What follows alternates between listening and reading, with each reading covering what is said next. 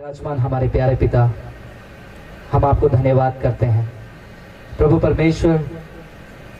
इस रात के समय में आपके चरणों में आपने हमें ले आया, इसके लिए धन्यवाद करते हैं पिता। प्रभु, हमने आपकी स्तुति की, आराधना किया। प्रभु, आपके चरणों में आए हैं वचन को सीखने के लिए। प्रभु, हम वचनों को सुनने जा रहे हैं पिता। हम आपसे विनती करते हैं ये वचन हमारे जीवन में बदलावट को लेकर आए। प्रभु, हम सिर्फ वचन को सुनने वाले नहीं, उस पर चलने वाले बने। प्रभु परमेश्वर, हम प्रार्थना करते हैं कि जो जो बातें आप हमें सिखाना चाहते हैं, उन सारे बातों को खुले दिल से स्वीकार करने के लिए हमारे हृदय को तैयार कीजिए। प्रभु परमेश्वर, बैठे हुए हर एक को मैं आपके हाथों में सौंपता हूँ। प्रभु, आप हर एक दिलों को, मनों को तैयार करने के लिए मैं विनती करता हूँ। आप बोलने वाले हैं पिता, हम सुनने वाले हैं प्रभु। आमीन। तो चलिए आज का वचन देखते हैं और तैयारी करते हैं कि ये अंतिम समय के लिए कलीसिया को और एक विश्वासी को किस बात पर ज्यादा फोकस करने की जरूरत है।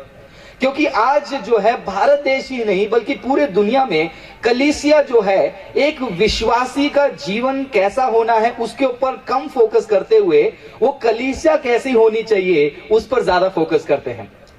लोगों को यह समझना मुश्किल हो जा रहा है आज के समय में कि एक एक विश्वासी जब प्रभु में बढ़ता है वो विश्वासी की मंडली कलीसिया कही जाती है, लेकिन आज वो विश्वासी के ऊपर ध्यान कम, वो मंडली को सजाना और मंडली के ऊपर जो कार्यक्रम करना उस पर जो है ज्यादातर फोकस किया जाता है। और यही अंतिम दिनों में होगा जब शैतान जो है आपके ऊपर से कलीसिया का फोकस हटा देगा और बाकी कामों में लगा देगा। तो एक वचन को पढ़ेंगे और ये वचन हर कोई जानता है। ये वचन की गहराई में हम थोड़ा जाने वाले हैं। वचन है मत्ती की किताब 28वां अध्याय 19वां वचन। ये वचन को हम पढ़ेंगे, मत्ती की किताब 28:19। इसलिए तुम जाओ सब जातियों को, इसलिए तुम जाओ सब जातियों के लोगों को चेला बनाओ, सब जाति के लोगों को चेला बनाओ। बस हो गया ब्रदर, अब यहाँ पर रुकेंगे। ये वचन ऐसा कोई है यहाँ पर किसी ने नहीं सुना है? हर किसी ने सुना है, बराबर। हर कोई कलीसिया में, हर कोई मीटिंग में, हर कोई छोटे छोटे प्रोग्राम्स में वहां पर ये वचन को बार बार कहा जाता है कि तुम जाओ सभी जाति के लोगों को क्या बनाओ? चेला बनाओ। आज यही शब्द के ऊपर हम फोकस करने वाले हैं आज और कल में। और जवानों का सभा जो कल होगा उसमें भी जो है हम एक विशेष व्यक्ति के बारे में बात करने वाले हैं, क्योंकि पास्टर साहब ने उस व्यक्ति के बारे में बात करने के लिए कहा कि आप ये कैरेक्टर बाइबल में जो है उनके बारे में बात कीजिए। जब मैं संदेश को निकाल रहा था, 3 अलग अलग संदेश हैं आज के लिए, कल जवानों के लिए, कल शाम के लिए, लेकिन परमेश्वर के आत्मा ने कैसे ना कैसे तीनों संदेश को जो है एक साथ जोड़ दिया जब मैं तैयारी कर रहा था। तो यहां पर आज हम देखने वाले हैं चेला बनाओ। अब ये जो चेला बनाने की प्रक्रिया है, इसके ऊपर से जो है भारत देश में ही नहीं बल्कि पूरे दुनिया में क्या कर रहा है, कलीसिया का जो है फोकस हटते जा रहा है। क्यों मैं ऐसा कह रहा हूं? क्योंकि आज कलीसिया जो है ज्यादातर इसी चीज को सक्सेस मानती है कि इस सभा में, इस झुंड में या फिर इस प्रेयर मीटिंग में कितने लोग गए थे। आज प्रार्थना सभा का और कलीसिया का सक्सेस किस पे माना जाता है? वो कलीसिया में हम जाते हैं। क्यों जाएंगे वो कलीसिया में? क्योंकि वहां पर 3000 लोग जाते हैं। अरे ये कलीसिया में शायद से पवित्र आत्मा नहीं है। क्यों? ये लोग 10-12 लोग ही जाते हैं। वो कलीसिया में जाएंगे, वहां पर मीटिंग हो रही है, वो पास्टर को बुलाया है, ये सेवक को बुलाया, हम वहां पर जाएंगे, वहां पर परमेश्वर का सामर्थ्य बड़े रीति से काम करेगा। क्यों ऐसा? अरे तुमको पता है वो मीटिंग में 5-5 लाख, 6-6 लाख लोग जाते हैं। ये मीटिंग में क्या है, 200, 300, 400, 1000, 2000 इतना ही जाते हैं। तो कलीसिया जो है, modern church is focusing on building, अपने भवन में फोकस कर रही है कि उस भवन में मैं कितने लोगों को भरूंगा। इसीलिए वो लोग क्या कर रहे हैं, क्वालिटी पे ध्यान नहीं दे रहे। किस पे ध्यान दे रहे हैं? क्वांटिटी में ध्यान दे रहे हैं। जब भी आप मार्केट में जाते हैं आपको 2 प्रकार के दुकानदार मिलेंगे। 1 किलो 10 रुपए वाला भी देगा और 1 किलो का सामान 50 रुपए में भी देगा। अब हमें पता करना है कि मुझे कौन सा वाला लेना है, 1 किलो 10 रुपए में मिल रहा है या फिर 1 किलो 50 रुपए में मिल रहा है। आप बोलेंगे कि ब्रदर सस्ता वाला तो खरीदेंगे, लेकिन सस्ता वाला जो खरीदते हैं क्या वाकई में वो क्वालिटी में आता है? नहीं आता है। हम क्या करते हैं, एक एडजस्टमेंट वाला जिंदगी जीते हैं। हम भी बोलते हैं ना, कभी सामान खरीदने जाते हैं, सब्जी खरीदने जाते हैं, घर वालों को क्या बोलते हैं, थोड़ा सा एडजस्ट कर लो, थोड़ा सा सड़ा होगा काट लेंगे, थोड़ा सा बचा हुआ हम खा लेंगे। ये एडजस्टमेंट वाली जो जिंदगी है हमारे लाइफ में, वो मसीहत के अंदर भी आ गई है, वो हमारे आत्मिक जीवन के अंदर भी आ गई है। हम क्या कर रहे हैं, सस्ते में मिल रहा है, इसीलिए हमारे आत्मिकता को भी हम क्या कर रहे हैं, सस्ते में माप रहे हैं। आज बहुत सारी कलीसियाएं, भारत की हो या पूरे दुनिया की हो, वो क्या करते हैं, उनके कलीसिया में जो विश्वासी हैं, उनके लोग हैं, उनका आत्मिकता को सस्ते में मापा जाता है। इसीलिए भर भर के जमा करो, 5 लाख लोग, 20,000 लोग। आज एक बहुत ही बढ़िया कोटेशन मैंने एक देखा, एक पता नहीं कहां का ये घटना है, लेकिन मैंने देखा, बहुत अच्छा लगा मुझे। वहां पर कहा कि हमारे कलीसिया में जो है हर हफ्ता या फिर लगातार जो है हम प्रभु भोज नहीं कर पा रहे हैं। तो पूछा क्यों प्रभु भोज नहीं कर पा रहे हैं, तो कहा कि नहीं, एक्चुअली क्या है ना ब्रदर, वो कलीसिया में इतने सारे लोग आते हैं तो थोड़ा सा मुश्किल हो जाता है। तो इन्होंने कहा कि अच्छी बात है, लेकिन दान तो बराबर कलेक्ट कर लेते हैं, तभी तो बोलते नहीं कि इतने सारे लोग आ रहे हैं, हम उन तक पहुंच नहीं पा रहे हैं। तो ये जो गिनती को जोड़ने वाले लोग जो हैं, वो कभी भी क्वालिटी पे फोकस नहीं करेंगे। आज क्रिश्चियनिटी के फॉलोअर ज्यादा हैं और क्राइस्ट के फॉलोअर कम हैं। मसीहत एक धर्म बन गया है। कहने के लिए कहते हैं कि मसीहत धर्म नहीं है, Christianity is not religion, it is a way of life. इसको धर्म परिवर्तन मत बोलो, मन परिवर्तन बोल दो। तो ऐसे अच्छे अच्छे डायलॉग सुनने के लिए मिलते हैं, लेकिन बहुत सारे लोग क्या हो गए हैं, वो किसी धर्म के फॉलोअर थे और बाद में उनको ये धर्म अच्छा लगा, इसके फॉलोअर बन गए। यीशु मसीह ने कभी भी ये नहीं कहा तुम जाओ सभी जाति के लोगों को मेरा फॉलोअर बनाओ। क्या यीशु मसीह ने कहा जाओ सभी जाति के लोगों को मेरा फॉलोअर बनाओ? नहीं। यीशु मसीह ने क्या ये कहा कि जाओ सभी जाति के लोगों को मेरे भक्त बनाओ? ये कहा परमेश्वर ने? नहीं कहा। यीशु मसीह ने क्या कहा, तुम जाकर सभी जाति के लोगों को चेला बनाओ। तो आज ये 2 प्रकार के लोगों के बारे में बात करने वाले हैं, जो एक ये जो क्रिश्चियनिटी एक धर्म है उसको फॉलो करने वाले लोग, और क्राइस्ट को यानी कि क्रिस्त को फॉलो करने वाले लोग। क्रिस्त को फॉलो करने वालों में क्या खूबियां होती है वो भी देखेंगे, और जो क्रिश्चियनिटी को फॉलो करते हैं, जो धर्म को फॉलो करते हैं, उनकी खूबियों को भी देखेंगे। और जो एक धर्म को फॉलो करते हैं, जो क्रिश्चियन रिलीजन को फॉलो करते हैं, उनको फॉलोअर कहा जाता है। और जो यीशु मसीह के सिद्धांतों को, शिक्षा को फॉलो करते हैं, उनको कहा जाता है चेला। तो यीशु मसीह ने कहा तुम जाओ सभी जाति के लोगों को क्या बनाओ, चेला बनाओ। अगर आज जरा एक सोच कर देखिए, 12 चेलों ने, यानी कि 11 चेलों, यूदा इस्करियोत को छोड़कर 11 चेलों ने जो दुनिया में बदलावट लाई है, क्या वैसा टाइप का बदलावट आज ला पा रहा है कोई? बहुत लोग मुश्किल से लड़ रहे हैं, क्योंकि चेले की जिंदगी जो होती है वो दुनिया बदलने वाली होती है। फॉलोअर की जिंदगी जो होती है खुद की जिंदगी बदलने वाली होती है। आपको धीरे धीरे समझ में आएगा मैं क्या बोलने की कोशिश कर रहा हूं। जैसे मैंने कहा, ये किसी धर्म को फॉलो करते थे, कोई कारण के वजह से इनको ईसाईयत अच्छा लगा, इसीलिए यहां पर आ जाते हैं। बहुत सारे लोगों का खाली जगह बदलता है और कुछ नहीं बदलता उनकी जिंदगी में। ध्यान से सुनिए, बहुत सारे लोगों के लाइफ में क्या बदलता है, सिर्फ जगह बदलता है, स्थान बदलता है। पहले मैं हिंदू था, अब मैं क्रिश्चियन हो गया। पहले मैं बुद्ध था, अब मैं ईसाई बन गया। पहले मैं मुसलमान था, अब मैं ईसाई बन गया। खाली नाम बदला है, जगह बदला है, काम सब सेम। वो उसके जीवन में पता चलता है। पहले डांस बार, पब, डिस्को में नाचते थे, अब कहां नाचते हैं? कलीसिया में नाचते हैं। खाली जगह अदला बदली हुई है।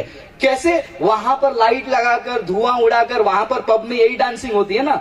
कमी रहने नहीं चाहिए ना, वो फील नहीं होनी चाहिए कि मेरा जगह बदल गया। तो यहां पर हम डांस करते थे, कौन सा मूवी के गाने में गाना लगाओ, नीचे से फॉग मशीन आएगा, डांस करेंगे, जंप करेंगे, लाइट यहां वहां से कलरफुल आएगा। और यहां पर आने के बाद मुंबई में एक मीटिंग होती है, इस बार मैं जाने की कोशिश कर रहा था, लेकिन हमारा कोई और जगह पे सेमिनार था शायद से, है ना। वो सेमिनार में हम चले गए इसलिए गए नहीं। वहां पर एक प्रोग्राम होता है, उस प्रोग्राम का नाम है उड़ान। उड़ान कितना अच्छा नाम है। और वहां पर एक भाई गए, उन्होंने व्हाट्सएप में हमको वीडियो भेजा, देखो ब्रदर क्या हो रहा है। वहां पर क्या हो रहा है, वर्शिपर स्टेज पे खड़े होकर गाना गा रहे हैं, महिमा वाला, अपना टाइम आएगा। वो वीडियो है मेरे पास, अगर किसी को देखना मैं दिखा दूं। चर्च में आप बोलोगे कि नहीं नहीं नहीं चर्च का नहीं हो सकता, अच्छे से वीडियो निकाला है, कवर करके दिखाई कि चर्च है। क्या हो रहा है चर्च में? अपना टाइम आएगा, आएगा तेरा टाइम, आएगा तेरा टाइम, और उस समय में तू बोलेगा हे प्रभु हे प्रभु, मैं गाना गाता था, तेरी महिमा करता था, और प्रभु तुझे बोलेगा आ गया तेरा टाइम, जा नरक में। आमीन। तो ये जो है बदलावट है जगह का, फॉलोअर्स का। चेला क्या करता है वो बाद में देखेंगे, पहले हम फॉलोअर के बारे में देखेंगे। एक धर्म को फॉलो करने वाले की जिंदगी कैसे होती है, पहले अपने आप को आप जांच कर देखिए, क्या कहीं मैं भी एक धर्म को मान नहीं रहा हूं, धर्म को फॉलो कर रहा हूं। ये शायद मेरे लिए एक धर्म नहीं बन गया है, क्योंकि बोली नहीं बदली, बात नहीं बदला है, गाली देना नहीं बदला है, लड़ाई करना नहीं बदला है, क्रोध करना नहीं बदला है, बदला लेना नहीं बदला है, पैसा ब्याज में देना बदला नहीं है, और मैं ईसाई हूं। आज कितने सारे ईसाइयों को मैं जानता हूं, वो ब्याज में पैसा देते हैं, और ब्याज में पैसा देने के बाद जिस विश्वासी से पैसा रिटर्न नहीं मिलता है, वो विश्वासी को अन्याय भाषा में गाली देते हैं। अन्य भाषा नहीं, अन्याय भाषा में गाली देते हैं। कलीसिया में आके अन्य भाषा बोल लेंगे, बाहर जाकर अन्याय का भाषा उनके साथ करेंगे, क्योंकि their life, their attitude, their practice remains as it is, because they have just change the place from one religion to the other religion. एक धर्म से दूसरे धर्म में वो आ गए हैं। आज ये अंतिम समय के ये जो फॉलोअर हैं, जो धर्म को मानने वाले हैं, क्राइस्ट को नहीं, क्रिश्चियनिटी को फॉलो करने वाले हैं, उनकी जिंदगी के बारे में हम देखेंगे। मैं आपको जो जो वचन पता है वही वचन को जो है मैं लूंगा, और उसी वचन को हम थोड़ा स्टडी करेंगे। हालेलुया। आप सब मेरे साथ हैं? हालेलुया। आवाज और थोड़ा सा, हालेलुया। मुझे लग रहा है कि लोग अभी से निराश होना शुरू हो गए हैं कि आते आते इसने शुरू कर दिया अपना। थोड़ा अच्छा बोल लो ब्रदर, कभी कुछ अच्छा बोलो ब्रदर, कभी हमारे दिल को तसल्ली पहुंचाने वाली बात करो ब्रदर। आप भी कभी बोलो कि परमेश्वर आपको चंगाई करेगा। आप भी बोलो ब्रदर कभी परमेश्वर कहे तुम्हारे ऊपर अनुग्रह भरपूरी से होगा। क्या आपको मेरे कहने पर यह आश्वासन आएगा कि प्रभु आपसे प्यार करता है? क्या आपको प्रचारक के कहने के बाद ही लगता है अरे हाँ मैं तो भूल गया, परमेश्वर का अनुग्रह मेरे ऊपर है? जब तक प्रचारक माइक में नहीं बोलेगा परमेश्वर कहता है मेरा अनुग्रह तेरे लिए काफी है, तब तक हमको भरोसा ही नहीं होता है। ऐसा है क्या? तो आपको मेरे बोलने की जरूरत नहीं है, किसी प्रचारक के बोलने की जरूरत नहीं है। परमेश्वर अपने स्वर्गदूत को भेजेगा और यहां से अंग में काटा आ जाता है, अभी लगेगा आजू में स्वर्गदूत है। वो कहे या ना कहे, मैं बोलूं या ना बोलूं, आप विश्वास करते हो परमेश्वर का अनुग्रह, भलाई, करुणा, चंगाई सब आपके लिए है। हालेलुया। आप विश्वास करते हो ना इस बात को? तो बार बार उसी चीज को सुनने वाले जो होते हैं वो फॉलोअर्स होते हैं। फॉलोअर्स का एक अच्छा परिभाषा क्या होता है, उनको बार बार कोई क्या करना चाहिए, ऐसे करना चाहिए, चिंता मत कर, तू बहुत अच्छा है, तू बहुत स्वीट है, तू स्पेशल है, तेरे जैसा कोई नहीं। ये बार बार उनको जो है याद दिलाने वाला कोई चाहिए रहेगा, उनको जो है फॉलोअर कहते हैं। तो सबसे पहले एक वचन को पढ़ेंगे, दूसरा तीमुथी की किताब 4 अध्याय 3 वचन। दूसरा तीमुथी 4 अध्याय 3 वचन हम पढ़ेंगे। पढ़िए ब्रदर। क्योंकि ऐसा समय आएगा, ऐसा समय आ गया जब लोग खरा उपदेश न सह सकेंगे। खरा उपदेश वो नहीं सहेंगे, इस पॉइंट के बारे में हम बाद में देखेंगे। पर कानों की खुजली के कारण अपनी अभिलाषाओं के अनुसार अपने लिए बहुत से उपदेशक बटोर लेंगे। यहां पर फॉलोअर के कम से कम जो है 4 पॉइंट हम ये वचन से निकाल सकते हैं। दूसरा तीमुथी की किताब 4 अध्याय 3 वचन और 4 वचन में एक एक पॉइंट को हम ब्रेक डाउन करके चलेंगे। ये जो फॉलोअर्स होते हैं और जो चेले होते हैं उनमें क्या फर्क होता है, हम चेलों के बारे में बाद में देखेंगे।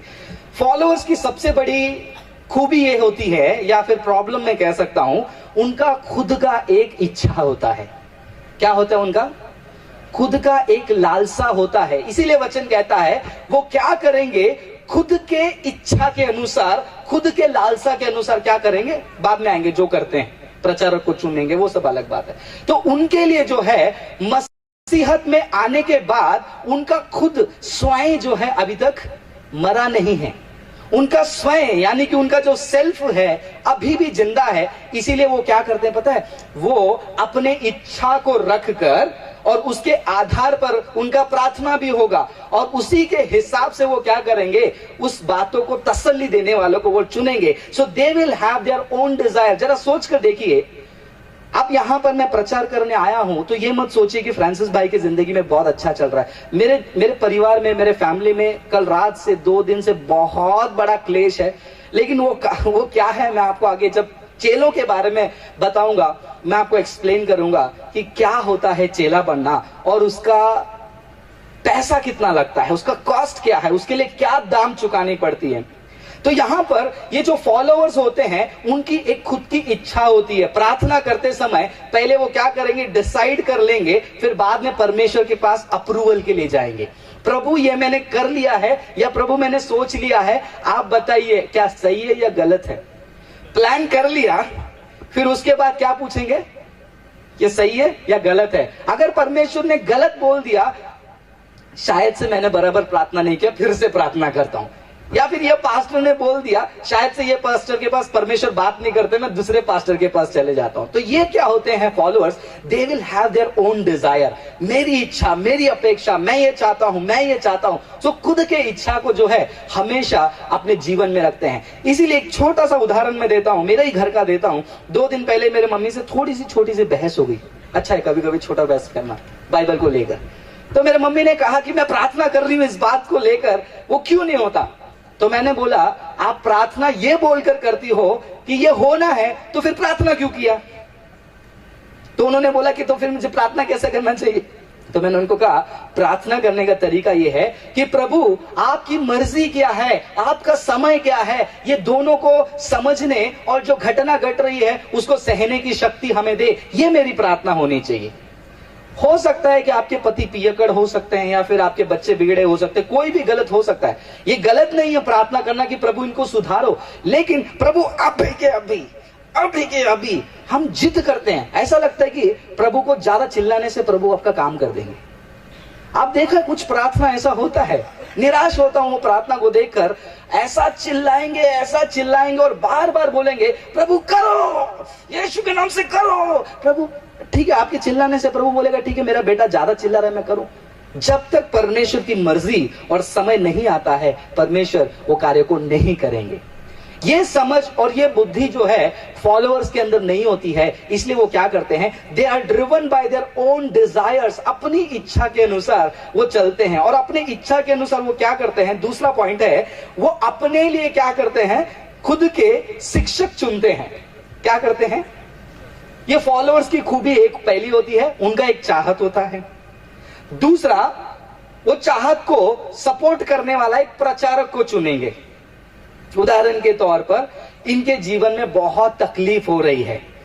आज जैसे स्पेशलिस्ट आते, मालूम है डॉक्टर्स में स्पेशलिटी आती है, कान का डॉक्टर, आंख का डॉक्टर, नाक का डॉक्टर। आज प्रचारकों में भी स्पेशलिस्ट आ गए हैं, हीलिंग स्पेशलिस्ट, प्रोफेसी स्पेशलिस्ट, ये चंगाई के स्पेशलिस्ट हैं। वो प्रचारक को उसी नाम से जाना जाता है। और ये क्या है, ये स्पेशल किस में है, ये भविष्यवाणी करने में स्पेशल है। ये किस लिए स्पेशल है, ये प्रचार करने के लिए स्पेशल है। ये किस लिए स्पेशल है, ये काम के लिए स्पेशल है। लेकिन बाइबल ऐसा क्लासिफिकेशन हमको नहीं देता है। बाइबल कहती है मरकुस की किताब में, जितनों ने विश्वास किया है परमेश्वर ने उनको संतान बनाया है, और जो कोई प्रभु पर विश्वास करता है वो सारे चिन्ह चमत्कार करने के लिए परमेश्वर ने उनको सामर्थ्य दिया है। हालेलुया। लेकिन ये लोग क्या करते हैं पता है, फॉलोअर्स, अनुयायी कहते हैं ना उसको हिंदी में, ब्रदर फॉलोअर्स को। ये अनुयायी और डिसाइपल, चेलों में यही फर्क है कि वो खुद का इच्छा आगे रखते हैं।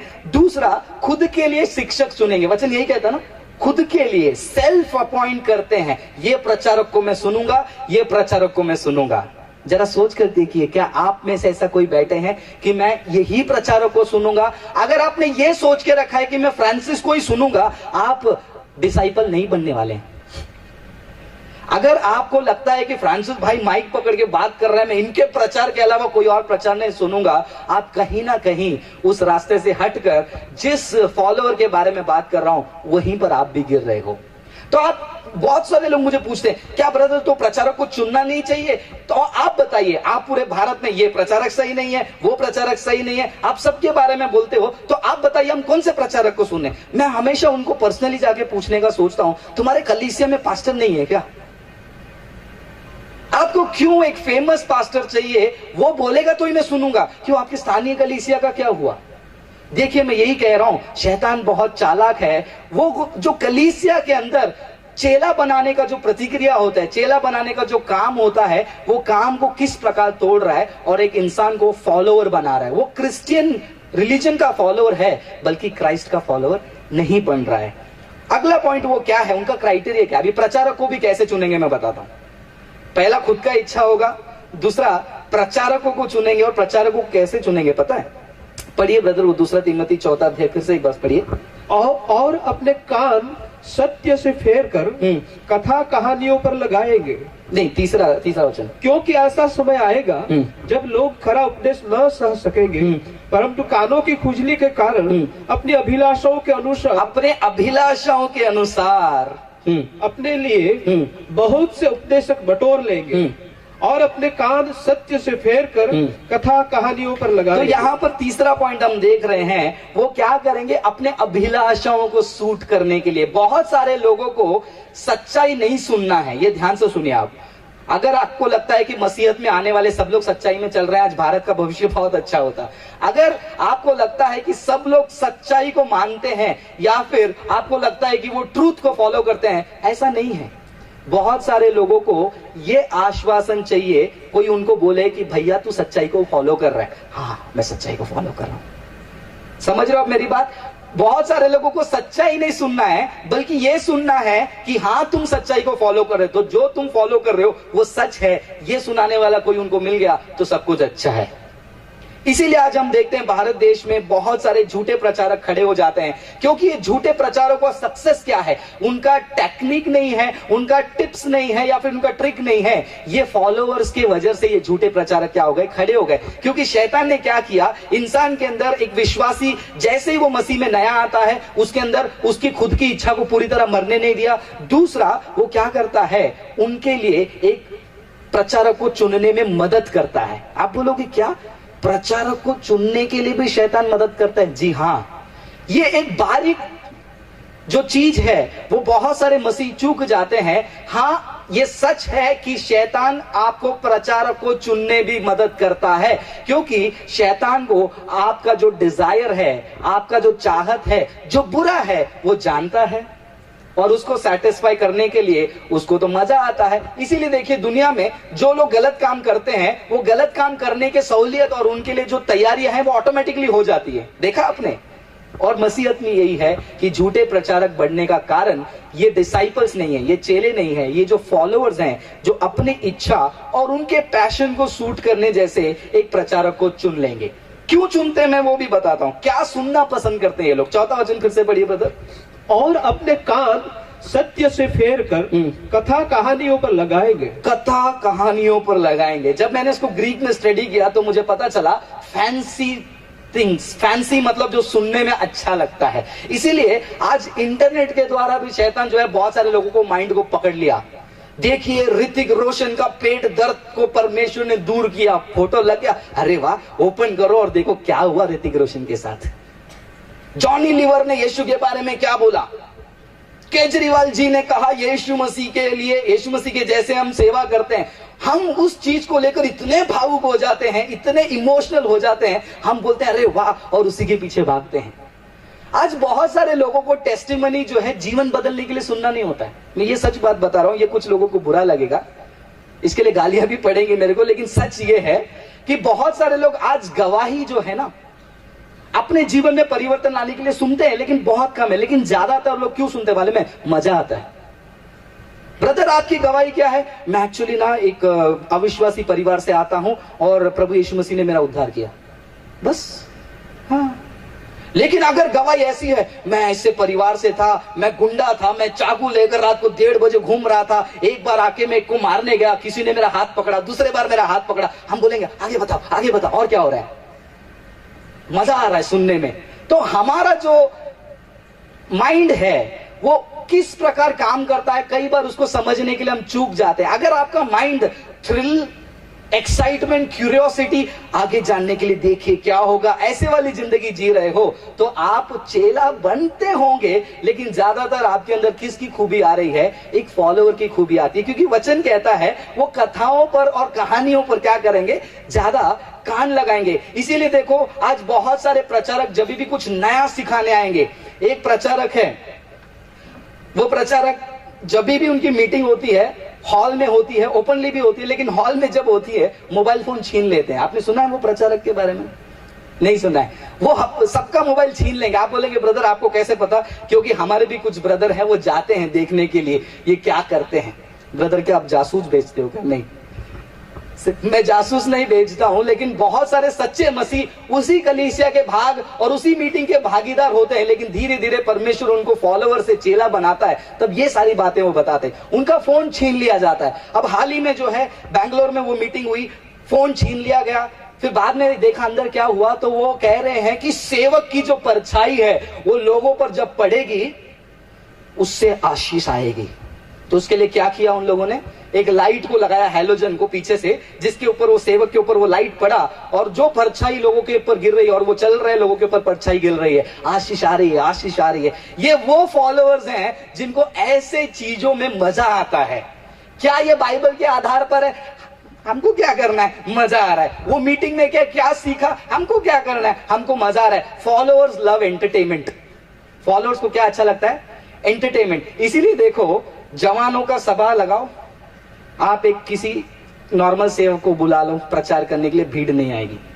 लाइट वाइट लगा लो, वहां पर डांस करवाओ, वहां पर अपना टाइम आएगा गवा लो, भीड़ वहां पर भागेगी। 8 घंटे का वर्शिप प्रोग्राम में खड़े रहकर डांस करने के लिए इनको हिम्मत और ताकत और सब कुछ रहता है, लेकिन 1 घंटे के उपवास प्रार्थना में इनको पानी लाओ भाई पानी लाओ, चक्कर आ रहा है मेरे को।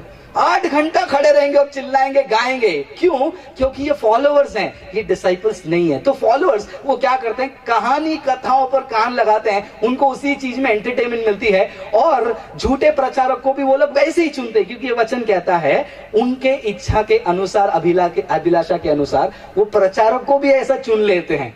मेरे को डांस करना मजा आता है तो डांसिंग प्रचारक को हम चुन लेते हैं। तमिलनाडु में जो है एक प्रचारक है, वो स्टेज पे खड़ा रहता है, यूट्यूब पे वीडियो है। वो क्या कहता है? अगर मैं ऐसा एक स्टेप करूंगा तो अभिषेक आएगा, एक ऐसा स्टेप करूंगा तो अभिषेक आएगा। तो म्यूजिक बताता है, टंग टंग टंग टंग करके नाचता है। एक एक स्टेप में म्यूजिक में परमेश्वर का अभिषेक आ रहा है, लोग भी पागलों की तरह नाच रहे हैं उसके साथ। ये कौन है? ये चेले बिल्कुल नहीं हो सकते हैं, ये सारे के सारे फॉलोअर्स हैं, because they are driven by their own desires and they find teachers who can suit their passion। उनके चाहतों को पूरा करने वाला सेवक भी आ गया। तो देखो ना, ये कॉम्बिनेशन देखिए कितना मजेदार कॉम्बिनेशन है। डायसन भाई इधर आ जाइए। अब मुझे जो है एक चीज पसंद है, ठीक है, मुझे ये मान लीजिए ये ऐसा वाला घड़ी बहुत पसंद है और मेरे पास नहीं है। अब मैं क्या करूंगा? जिसके पास वो घड़ी है, अगर वो घड़ी मुझे चाहिए, देखिए ध्यान से समझिए, ये घड़ी मेरे पास नहीं है अभी फिलहाल, ठीक है, पहना हूं। अब ये घड़ी मेरे अंदर चाहत आ गई, मुझे ये घड़ी चाहिए, राइट। अब मैं इसको खरीदना चाहूंगा, कैसे ना कैसे करके इसको मैं पालूंगा। अब मैं क्या करूंगा? ये घड़ी के जानकारी के लिए किसके पास जाऊंगा? किसके पास जाऊंगा? जिसके पास है। तो मैंने देखा ये भाई साहब वो घड़ी की जानकारी दे सकते हैं। भाई कैसे हैं? अच्छे हैं आप? तो ये घड़ी के बारे में क्या लगता है आपको, कितने का मिला? तो ये सारा जानकारी इनसे लिया, इनसे ही पूछा ये कहाँ मिलता है। तो ये क्या कर रहे हैं? मेरे जरूरत को पूरा कर रहे हैं। तो ये जो आज के फॉलोअर्स हैं क्रिश्चियनिटी में, वो क्या करते हैं? प्रचारकों को भी ऐसा चुनते हैं। तो क्या मैं बीमार रहूं तो मैं किसी चंगाई सभा में नहीं जाऊं? मैं वापस से यही कह रहा हूं, क्या आपके स्थानीय कलीसिया में परमेश्वर ने अभिषेक को जो है आधा बोतल रखा है? या फिर परमेश्वर ने कहा कि वहां पर जाओगे, मैं ड्रम में भर के रखा हूं, उसमें डुबकी लगाओ तब जाकर तुमको चंगाई मिलेगी? नहीं ना। आज चंगाई सभाएं बढ़ने का एक अच्छा कारण भी है और बुरा कारण भी है। बुरा कारण अभी मैं बता रहा हूं, अच्छा कारण यह है कि लोगों को लग रहा है कि ये क्रिश्चियन लोग जो है क्या ढोंग कर रहे हैं। देखो, आप बोलोगे उसको अच्छा कार्य बोल रहे हो या बुरा कार्य बोल रहे हो? समझदार को इशारा काफी है। तो यहां पर लोग अपने लिए प्रचारक को अपने चाहत के अनुसार बटोर रहे हैं, क्योंकि उनको वही सुनना है जो वो सुनना चाहते हैं। तो क्या फिर मान लीजिए कल के दिन राकेश पास्टर किसी चीज को प्रचार कर रहे हैं और एक जवान लड़का बैठा है, उसको वो नहीं सुनना है, वो क्या करेगा? इनका बात को सुनेगा? नहीं। आज मैंने फेसबुक में एक पोस्ट डाला है कि भैया डेटिंग करना बाइबल के हिसाब से गलत है। तो एक लड़का आ गया, 100% 20 साल से भी कम रहेगा, वो आके मेरे से लड़ाई करना शुरू कर दिया। बोलते कि आप कैसे बोल सकते हो डेटिंग करना गलत है, तुमको उतना नॉलेज नहीं है, ये नहीं है, वो नहीं है, मैं तुमसे डिसएग्री करता हूं। तो जब तक प्रचारक उनके कानों की खुजली के अनुसार बोलेगा, तब तक वो क्या करेंगे? उसको सुनेंगे और उसके बाद वो प्रचारक को बदल लेंगे, जाएंगे वो कलीसिया में, लेकिन सुनेंगे किसी और को। लोग बोलते हैं कि उनका मैं पूरा नहीं सुनता हूं, थोड़ा ही सुनता हूं। बाइबल कहती है कि थोड़ा पाप कर लो चलेगा, है ना? बाइबल यही कहती है ना? नहीं, बाइबल ये कहती है कि पाप आपको दंड लाकर देगा। तो ये फॉलोवर की खूबी होती है। सबसे पहला खुद की इच्छा, दूसरा खुद के लिए शिक्षक चुनेंगे। तो जरा सोच कर देखिए, क्या आपने आपके लिए खुद के लिए कोई शिक्षक चुन के रखा है? जब आप खुद के लिए एक शिक्षक चुन के रखते हो, उसके बारे में बोले कोई तो आपको सीधा दिल पे लगेगा। यही गांव से कुछ ब्रदर्स हैं जिन्होंने मेरा पोस्टर बना के मुझे फेमस किया था फेसबुक में वगैरह। मेरा एक फोटो लिया मेरे पर्सनल अकाउंट से, मेरे ऊपर एक लाल कलर का स्टिकर लगाया फोटो में और लिखा कि ये फ्रांसिस बाबा यूट्यूब वाले कहां चले गए, और डाल दिया फेसबुक में। क्यों? क्योंकि वो कलीसिया में, जिस कलीसिया में जाते हैं, वहां के सेवक के बारे में हमने कुछ कहा। तो फॉलोअर में गुस्सा भड़क जाता है। कब? तुमने मेरे प्रचारक के बारे में कैसे बात किया। माइंड पहले ये नहीं सोचेगा क्या बोला, पहला पूछेंगे क्यों बोला। इसीलिए आज जब भी देखिए झूठे प्रचारकों के बारे में कोई भी कुछ भी बोले, लोग सड़कों पे उतर जाते हैं, क्योंकि वो लोग चाहते हैं कि उनके ऊपर कोई अथॉरिटी रहे, वो बोले तो वो करेंगे। इसीलिए अभी किसी कॉमेडी में कुछ हो गया था ना, किसी ने हालेलुया शब्द को गलत बोल दिया, क्या हंगामा हो गया। वाह, इतने लोग सड़क पे, इतने लोग चिल्ला रहे हैं, इतने लोग गुस्सा दिखा रहे हैं, पुतला बना के जला रहे हैं। मैं बोला यार, इतना जोश अगर सुसमाचार बांटने में एकता दिखाते लोग, मसीहों को परसिक्यूट किया जाता है, गांव में पास्टरों को मारा जाता है, गांव में कलीसिया को तोड़ा जाता है, तब कोई सड़क पर नहीं उतरेगा। लेकिन किसी ने बोल दिया, किसी ने बोल दिया। क्या बोल दिया? क्योंकि अपने लिए एक प्रचारक चुन लेंगे। तुम्हारी हिम्मत कैसे हुई, तुमने हालेलुया के बारे में गलत बोला। अपने लिए एक पकड़ लिया। अब उसने जो बोला मैं उसको क्या करूंगा? फॉलो करूंगा। एक ने मेरे को कमेंट में बताया, तुम हमारे पास्टर पॉल दिनकर के बारे में कुछ नहीं बोलना, वो गलत हो ही नहीं सकते। बोला वाह, ये तो बढ़िया है। हमने क्लियरली हमारे चैनल में कितने बार बताया, 2019 के लिए जो भविष्यवाणी की है वो सब कुछ फेल हो गया है। गवर्नमेंट चेंज होगी, भविष्यवाणी की, फेल हो गई। भारत में आर्थिक स्थिति बदलेगी, इंप्रूव होगी, नहीं हुई। सोने का दाम बढ़ेगा, नहीं बढ़ा। टूरिज्म में बढ़ावा आएगा, नहीं आया। प्रोडक्ट सस्ते होंगे, उल्टा महंगाई बढ़ गई। ऐसे 5-6 भविष्यवाणी को मैंने अपने YouTube चैनल में डाला, फिर भी लोग उनको छोड़कर वो क्या कर रहे हैं, अरे योना का भी भविष्यवाणी पूरा नहीं हुआ था ना, योना का भविष्यवाणी अधूरा नहीं था। योना को परमेश्वर ने कहा यदि लोग मन फिराएंगे तो उनके ऊपर मैं क्या करूंगा? दया करूंगा। तो ये जो फॉलोअर्स होते हैं उनको मजा आता है। अगर समझो यहां पर खड़े रहकर मैं माइक पकड़ के बोलूं 2020, ब्रदर परमेश्वर आपको कह रहा है कि इस साल आप एक जैकेट के साथ हो, अगले साल आप 3 जैकेट के साथ आओगे। ब्रदर कांपेंगे और हालेलुया बोलेंगे। वो पवित्र आत्मा नहीं है, वो अंदर एक बोलते ना, वो इनो इफेक्ट आ जाता है।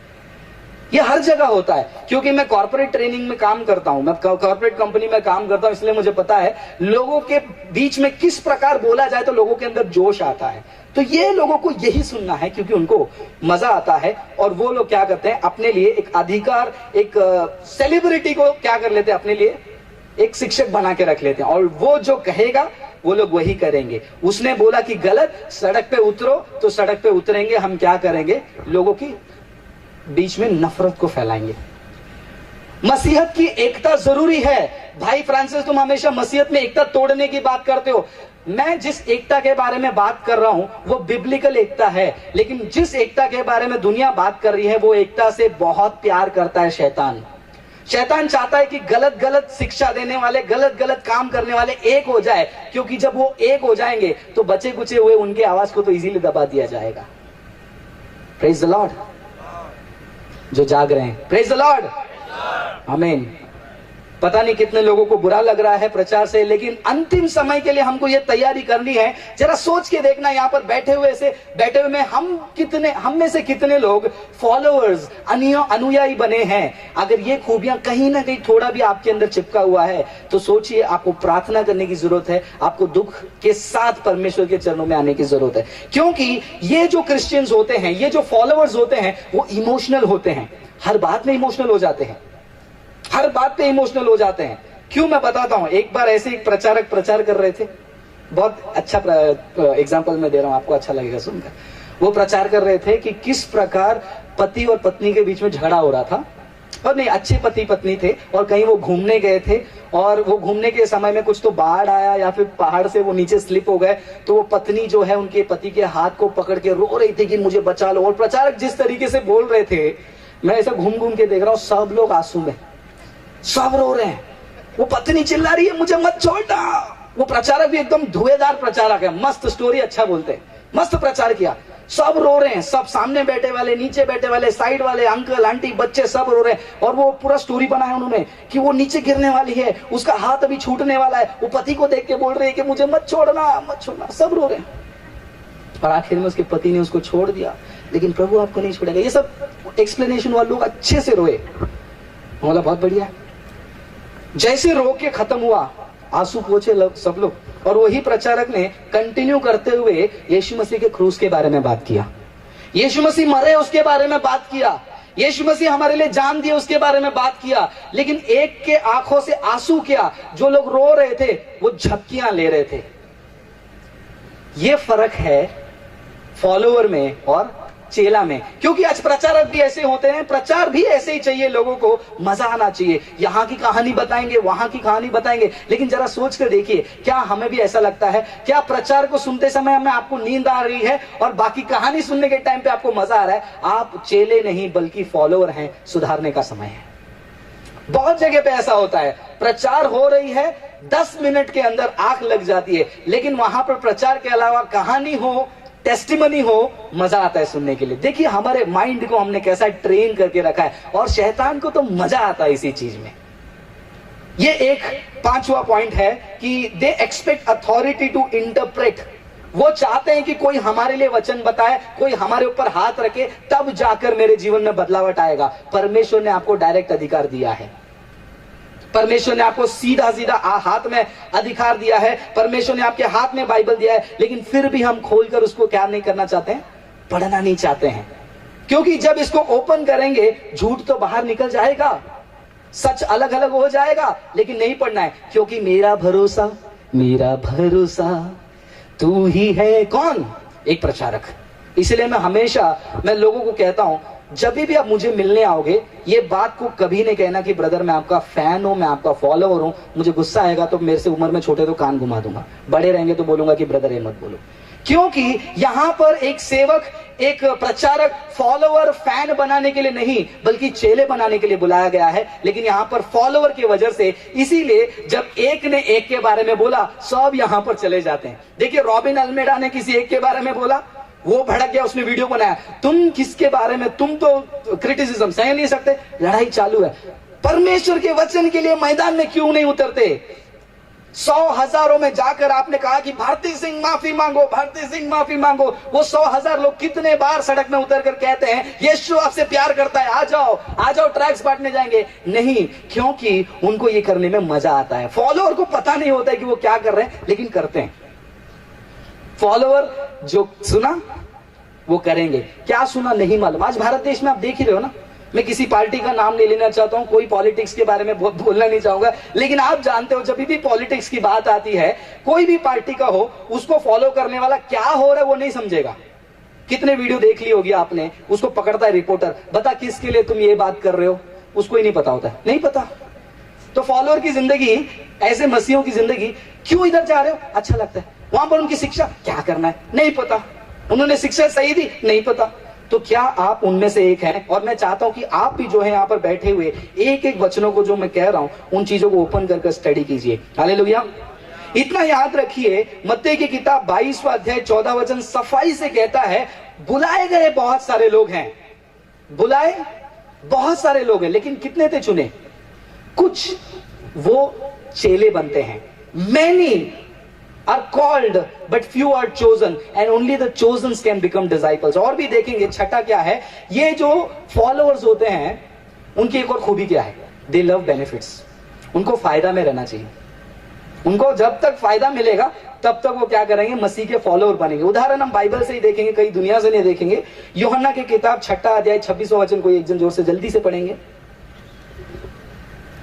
यूहन्ना 6 26। यीशु ने उन्हें उत्तर दिया, यीशु ने उनको उत्तर दिया, मैं तुमसे सच सच कहता हूँ, मैं तुमसे सच सच कहता हूं। इतना ध्यान दीजिए, जब यीशु मसीह और बाइबल में कभी भी एक शब्द को 2 बार दोहराया जाता है, बाइबल में बहुत बार आपने देखा होगा ना, मैं तुमसे सच सच कहता हूं, मैं तुमसे आई से verily verily I say to you. जब एक शब्द को 2 बार रिपीट किया जाता है, वहां पर उसमें बहुत ज्यादा जोर देकर लोगों का ध्यान आकर्षित करने के लिए वो बात कही जाती है। तो यहां पर यीशु मसीह बार बार एक शब्द को दोहराकर वो कहते हैं कि मैं तुमसे सच सच कहता हूं, ध्यान से सुनो। I say to you emphatically, listen what do I say. क्या कहते हैं यीशु मसीह? तुम मुझे इसलिए नहीं ढूंढते हो, तुम मुझे इसलिए नहीं ढूंढते हो। यीशु मसीह उन लोगों से बात कर रहे हैं जो यीशु मसीह को ढूंढ कर आए थे। ये यूहन्ना का किताब 6 अध्याय पढ़कर देखेंगे, यीशु मसीह के पास आए थे। एक बार ऑलरेडी यीशु मसीह के पास वो भीड़ गई थी, वहां पर यीशु मसीह की शिक्षा को सुना, चमत्कार को देखा, फिर से पता चला यीशु मसीह आ रहे हैं, तो फिर से यीशु मसीह को मिलने आए। यीशु मसीह अब की बार उनको देखकर क्या कह रहे हैं? तुम मुझे इसलिए नहीं ढूंढते हो, तुम मुझे इसलिए नहीं ढूंढते हो, तुमने आश्चर्य कर्म देखे, तुमने आश्चर्य कर्म देखा और बोला कि अरे मसीहा आया है, ये हमारा मसीहा है, ये हमारा उद्धार करता है, दाऊद का बेटा ये है, जिसकी भविष्यवाणी पुराने नियम में वो ये है, ये वो खुदा है जो मुझे मुक्ति दे सकता है, ये वो मसीहा है जो मुझे आजाद कर सकता है। तुम ये सारे चिन्ह को, ये सारे साइंस और वंडर्स को देखकर मेरे पास नहीं आते हो। मैं सच सच कहता हूं। और यही शब्द आज कलीसिया में यीशु मसीह सबको देकर नहीं बल्कि कुछ को, बहुतों को देखकर कह रहे हैं कि मैं सच सच कहता हूं। बहुत सारे ईसाई या फिर बहुत सारे फॉलोअर्स ऑफ क्रिश्चियनिटी वो इसीलिए नहीं आए कि उनके जीवन में परमेश्वर का महान कार्य हुआ, बल्कि परंतु इसलिए आए तुम रोटियां खाकर तृप्त हुए। तुमको रोटी मिला और तुम तृप्त हुए। मैं परमेश्वर में आने से पहले बहुत परेशान रहता था, अब मैं परमेश्वर में आ गया तो मेरा धंधा व्यापार बेटर हो गया। पुणे में हम लोग क्रिसमस का रैली कर रहे थे और रैली खत्म होने के बाद शाम को मैं कुछ लोगों को स्नैक्स खिलाने के लिए एक वड़ा पाव स्टॉल में गया। उनको बोला कि भैया 40 वड़ा पाव जो पार्सल कर दो। तो जब उनसे बात हो रही थी, वो वड़ा पाव वाले को भी मैंने एक पर्ची दिया, गॉस्पेल का पर्ची दिया, इसको पढ़ लीजिए, क्योंकि मेरा आदत होता है कभी भी मैं जाता हूं तो ट्रैक्स को लेकर हाथ में रखता हूं और लोगों को यीशु मसीह के बारे में बोलने की कोशिश करता हूं। तो उसको मैंने जैसे ही पर्ची आगे दिया, उसने पूछा क्या है इसमें? तो मैंने बोला कि दादा इसमें यीशु मसीह के बारे में लिखा है, आपकी जिंदगी बदल सकती है, आप पढ़कर देखिए, टाइम मिलेगा तो 2 मिनट पढ़ लीजिए, यीशु आपके जीवन को बदलेंगे। तो उन्होंने बोला मैं भी जाता हूं प्रार्थना सभा में। बोला अच्छी बात है, कहां जाते हो? वो जगह का याद नहीं आ रहा है नाम, सेवक कौन, वो नाम मुझे याद नहीं आ रहा है। गाड़ी के कोने से, हाथ गाड़ी थी, कोने में से उन्होंने एक तेल का डब्बा निकाल के मुझे दिखाया, मैं इधर जाता हूं। पहचान देखा प्रार्थना में जाने का, सभा का नाम नहीं पता, सेवक का नाम नहीं पता, क्या करने जा रहे नहीं पता। मैं भी प्रार्थना सभा में जाता हूं, उसका चिन्ह क्या है? मेरी जिंदगी बदली वो नहीं, ये तेल का डब्बा उसका चिन्ह है। सोचो कितने दर्द वाली बात है। और ये बात है 25 दिसंबर की, जब हम बहुत सारे लोगों को सुसमाचार बताकर आ रहे थे और रास्ते में ये चीज जब मैंने देखा, मुझे बहुत बुरा लगा कि आज जो है मसीहत में ऐसे फॉलोअर्स बहुत हैं और ये फॉलोअर्स के लिए आपको शैतान को कोई प्रॉब्लम नहीं है। ये आएंगे हजारों में, जब छलनी में छला जाएगा कुछ गिने चुने रह जाएंगे, बाकी 900 950 कहीं और हवा में वो क्या हो जाएंगे, उड़ जाएंगे। इसीलिए शैतान को कोई फर्क नहीं पड़ता कि कितने लोग कलीसिया में आते हैं, शैतान को तब फर्क पड़ेगा जितने आए उसमें से चेले कितने बने। इसीलिए आप उन सभाओं को ढूंढकर मत भागो, उन सेवकों के पास मत भागो जहां पर ज्यादा भीड़ लगती है। इसका मतलब ये नहीं कह रहा हूं कि जहां भीड़ लगती है वो गलत प्रचारक ही होगा। मेरा कहने का मतलब है कि आज ज्यादातर लोगों का नजरिया ये हो गया है। ये फर्क को समझिए, नहीं तो आपको लगेगा यहां पर भी तो हजारों लोग आए हैं, तो क्या यहां भी सब झूठे लोग बैठे हैं? शैतान बहुत चालाक है, उससे भी ज्यादा चालाक आपको बनना है। आमीन। तो यहां पर ये जो फॉलोअर्स होते हैं क्रिश्चियनिटी के, वो क्या करते हैं? दे लव बेनिफिट्स। उनको अच्छा लगता है कि उनके जीवन में जब कार्य होगा। देखिए परमेश्वर का वचन कहता है कि सूरज का रोशनी सिर्फ धर्मी लोगों के ऊपर ही आएगा, बराबर नहीं ना? क्या कहा है बाइबल? धर्मी पे भी आएगा, बुरे व्यक्ति पर भी आएगा। बारिश किसके ऊपर बरसेगा? सिर्फ और सिर्फ उसी के ऊपर जिसने पाप नहीं किया। मतलब हम एक पर्सनलाइज क्लाउड लेके घुमाएंगे हमारे सर पे, एक बादल लेके घूमेंगे। मैं धर्मी हूं उसका पहचान है, मेरे सर के ऊपर एक बादल आ रहा है और वो मुझे भिगा रहा है, राइट? यही है ना? बाइबल कहती है कि वो सारी चीजें बुरे व्यक्ति को भी मिलेगा और अच्छे व्यक्ति को भी मिलेगा। क्या चंगाई बुरा व्यक्ति को भी मिल सकता है? हाँ। 5000 लोगों ने रोटी खाई। क्या यीशु मसीह ने यह बोला जो कोई मन फिराकर मेरे ऊपर विश्वास करेगा उसका जीवन परिवर्तन होगा और अपने आप को क्रूस पे चढ़ा देगा और मेरे ही पीछे चलेगा? वही लोग आ गया, एक एक रोटी निकालो, बाकी सब चलो साइड में चलो। यीशु मसीह ने यह कहा। तो रोटी ढूंढकर आने वाले, चंगाई ढूंढकर आने वाले हर किसी को यीशु मसीह चंगाई दे सकता है। आमीन, हालेलुया। यीशु मसीह के नाम में सामर्थ है, वो आपको चंगा करेगा। यीशु मसीह के नाम में सामर्थ है, आपकी गरीबी को वो चाहे तो दूर करेगा, आपके व्यापार को बढ़ाएगा। जैसे मैंने कहा, वो विश्वास में नहीं है, वड़ा पाव वाला है। बोलते कि जब से मैं उधर जाके आया सब अच्छा हुआ। क्या अच्छा हुआ? मेरा वड़ा पाव का धंधा अच्छा हो गया।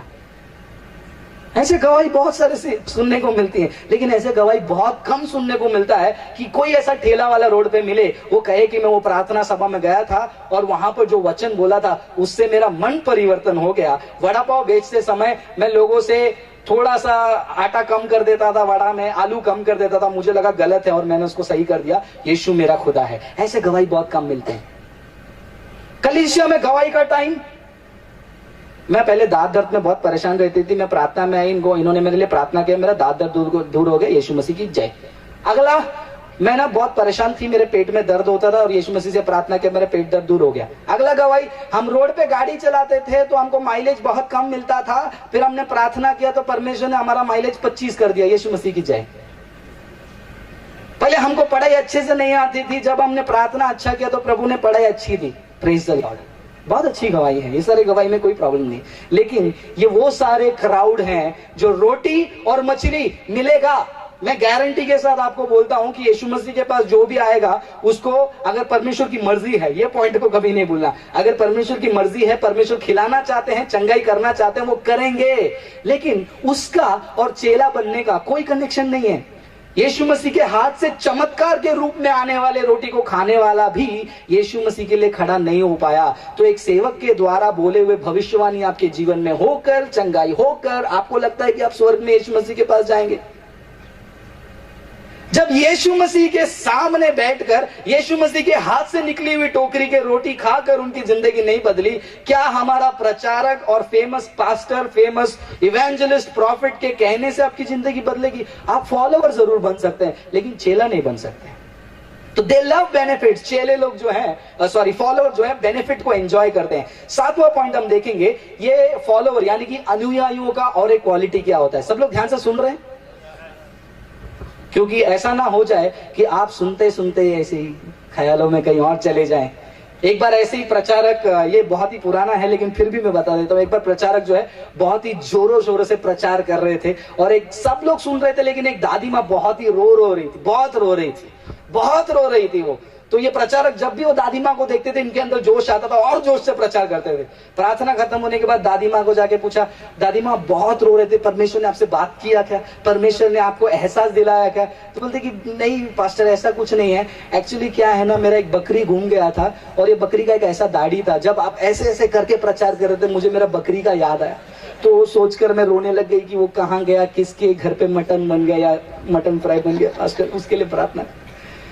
तो बहुत सारे लोग प्रचार में ऐसे ही हो जाते हैं। मैं विश्वास करता हूं कि आप में से कोई मेरे चेहरे के आधार पर किसी को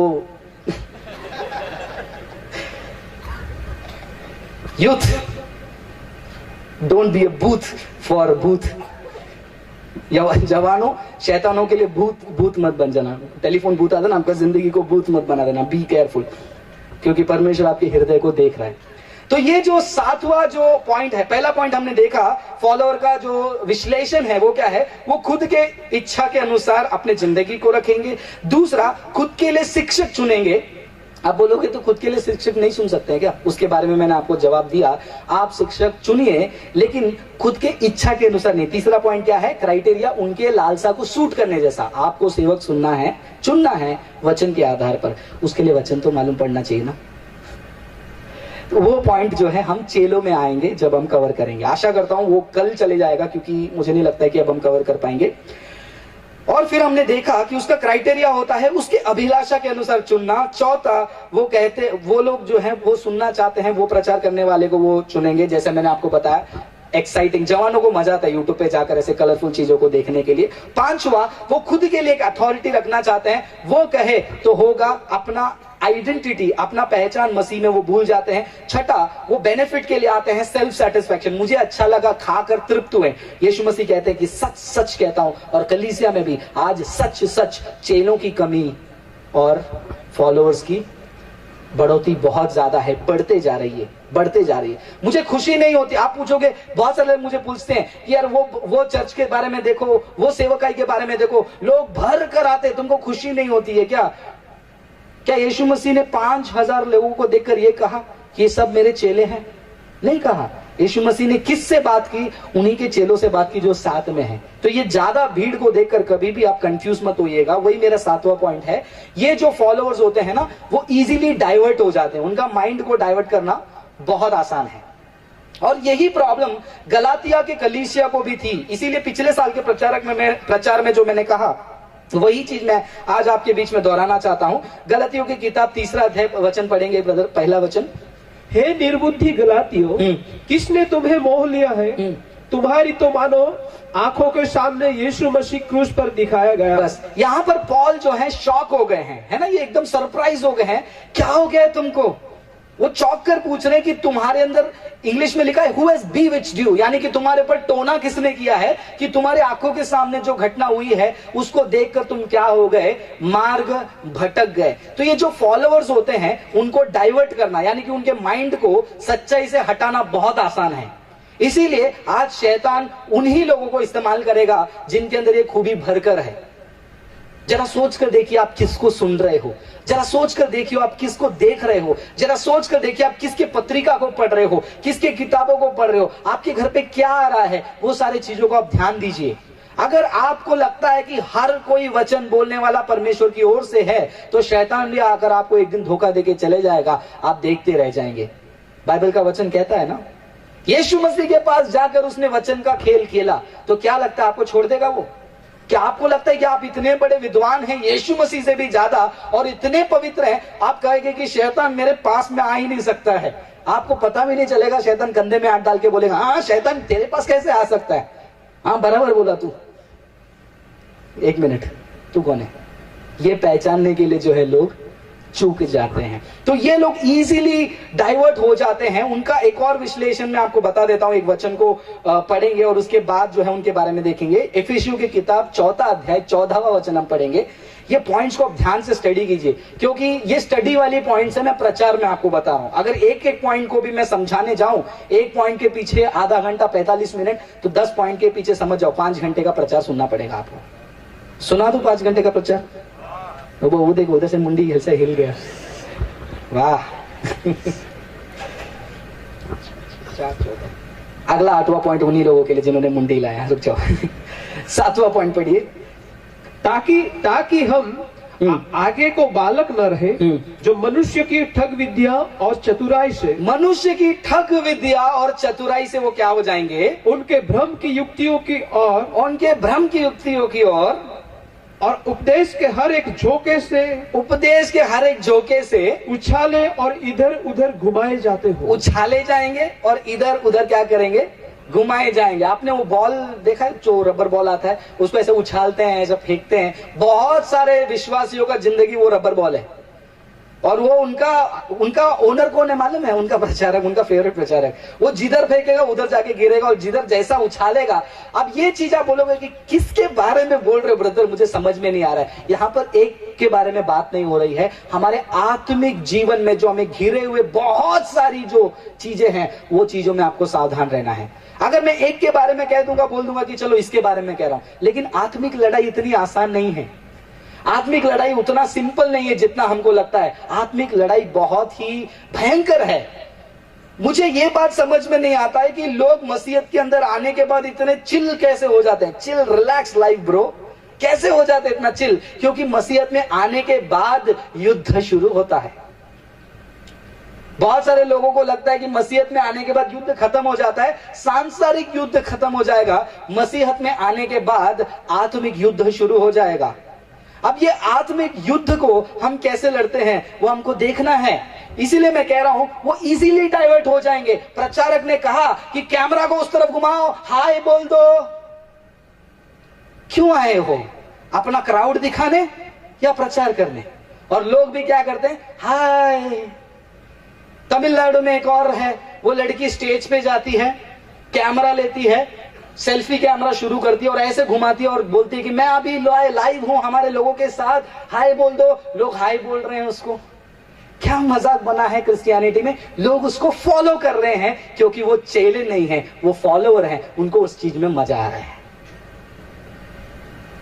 यहां पर खड़े होकर परमेश्वर के वचन को जो नहीं सिखाता है, जो अपनी बड़ाई करता है, उसके शिक्षा और उसके बातों में भी लोग फंस जाते हैं और वो कंफ्यूजन में भी नहीं जाते हैं, उनको मजा आता है। क्यों? वो गलत नहीं दिखता। क्यों गलत नहीं दिखता है? क्योंकि 5वां पॉइंट, दूसरा पॉइंट और तीसरा पॉइंट आप याद रख लीजिए, उन्होंने खुद के लिए ऐसे लोगों को चुना है।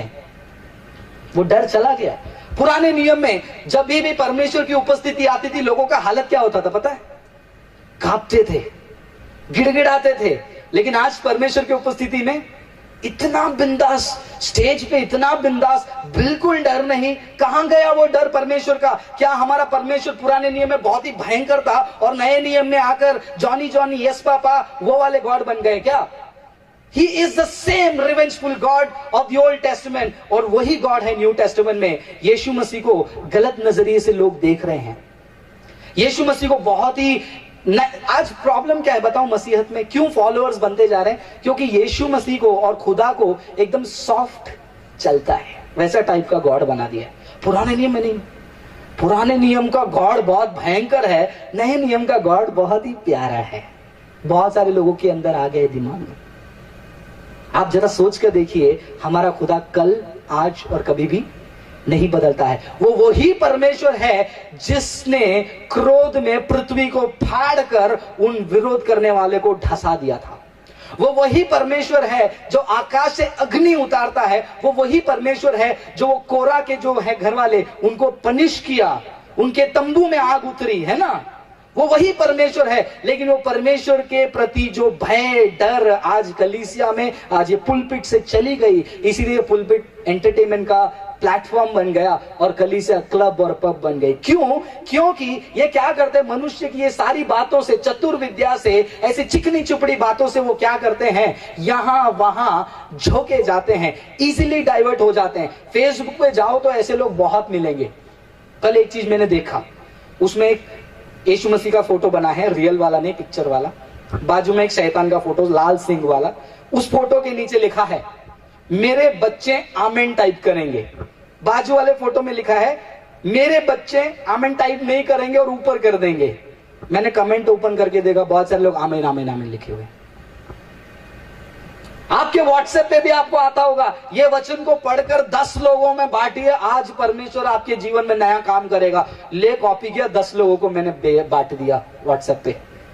इजी, एकदम आसान हो गया है शैतान को आज लोगों को भरमाने के लिए, क्योंकि वो क्रिश्चियंस तो हैं लेकिन चेले नहीं हैं, फॉलोअर हैं। वो फॉलोअर की जिंदगी ऐसी होती है। वो क्या करते हैं, कोई भी शिक्षा से यहां वहां टॉस किए जाते हैं। जब मैंने आपको कहा कि सेवक की परछाई जिन लोगों के ऊपर पड़ेगी उनको आशीष आएगा, कितने लोगों ने भरोसा किया इस बात को? हाथ उठा के बताइए, कितने लोगों ने भरोसा किया? आपने नहीं किया। कितने लोगों ने नहीं किया भरोसा इस बात को? मतलब मैंने जो बोला कि सेवक की परछाई लोगों पर गिरते ही आशीष आएगी, ये बात को मैंने बोला तो कितने लोगों ने भरोसा किया कि हाँ ऐसा हो सकता है? किसी ने नहीं किया ना, किसी ने नहीं किया। क्यों नहीं किया? क्यों नहीं किया? क्योंकि आपको वैसे कन्विंस करने जैसा प्रचार अभी तक हुआ नहीं है। जब आपको वैसा कन्विंस करने जैसा प्रचार हो जाएगा, आप उस बहकावे में चले जाएंगे। पॉइंट को समझिए। अब तो जरा सोचिए, राकेश पास्टर ने फ्रांसिस ब्रदर को बुलाया है, ये सारे सेवकों ने बुलाया है, तो मतलब अच्छे को बुलाया रहेगा। अब ये बोल रहे हैं तो चलो जो भी बोल रहे हैं वो सच हो सकता है। माइंड ऐसे काम करता है। ऐसा भी हो सकता है ये अच्छे हैं, इन्होंने किसी को अच्छा समझ के बुलाया और वो गलत प्रचार कर रहा है, लेकिन आपका सोच ये अच्छे हैं, अच्छे को बुलाया होगा और अच्छा बोला होगा। इसमें फंसने वाले बहुत मसीह हैं। ये फॉलोअर है, ये डिसाइपल नहीं है। डिसाइपल क्या करता है, चेला क्या करता है, वो कल मैं आपको बताऊंगा। तो जो कल नहीं आना चाहते हैं तो जरा सोच लीजिए आप क्या मिस करने वाले हैं। आप पता तो कर लिए कि फॉलोअर की जिंदगी क्या होती है, अब चेले की जिंदगी क्या है, वो कल जरूर आप देखने के लिए आ सकते हैं। तो वो लोग क्या करते हैं, इन बातों में यहां वहां गलत शिक्षाओं में उठाए फेंके जाते हैं। अब एक छोटा सा और उदाहरण बताता हूं। गवाही देने का पैसा लगता है क्या? नहीं ना।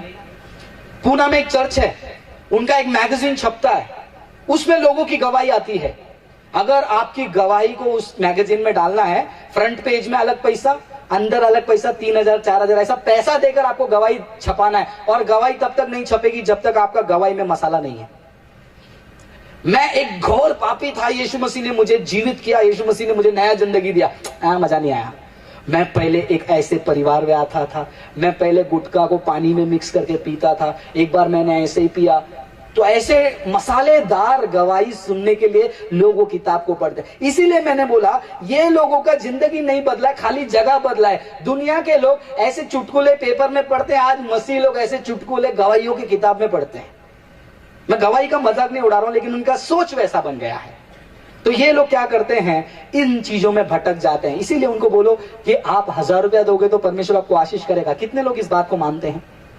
नहीं मानते, राइट? आप लोग नहीं मानते क्योंकि आपको शिक्षा अच्छी मिल रही है। इसके लिए मैं प्रभु को धन्यवाद कहता हूं। लेकिन आप ही के गांव में, इसी डिस्ट्रिक्ट में आप नहीं जानते हो ऐसे कलीसियाओं को? जानते हैं ना, आप उन कलीसिया को जानते हैं जहां पर बल्ब को नीचे फेंकते हैं और बोलते हैं कि बल्ब नहीं टूटता है, परमेश्वर की आत्मा है। मैं घर पे लेट हो गया, परमेश्वर ने मुझे उठाकर मीटिंग में उतार दिया। ऐसे नौटंकी टाइप के प्रचार आप ही के डिस्ट्रिक्ट में सुनाने वाले लोग हैं और सुनने वाले भी लोग हैं। क्यों? क्योंकि फॉलोअर्स। अब ये मत सोचना कि हम नहीं है तो हम फॉलोअर्स नहीं है, हम डिसाइपल हैं। जांच कर देखिए, 10 में से कहीं ना कहीं हम एक ना रह जाएं।